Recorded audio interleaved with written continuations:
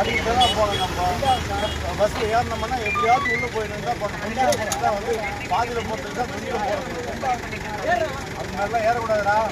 அது மேலே ஏறக்கூடாது, படிக்கட்டு நிற்கக்கூடாது. ஏறின உடனே பஸ்ஸில் மேக்ஸிமம் உள்ளே போய் தள்ளிட்டு போயிடணும்.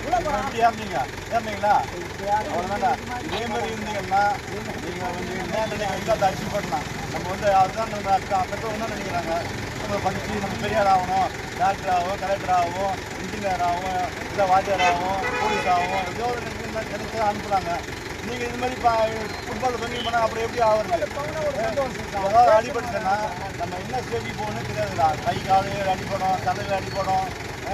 அதுக்காக நம்மளை அனுப்புகிறாங்க வீட்டுக்கு வந்து கஷ்டப்பட்டு. நம்மளை அதுக்காக அனுப்புகிறாங்க கஷ்டப்பட்டு, படிக்கிட்டு தான் அனுப்புகிறாங்க. அதுதான் நினைக்கிறேன்.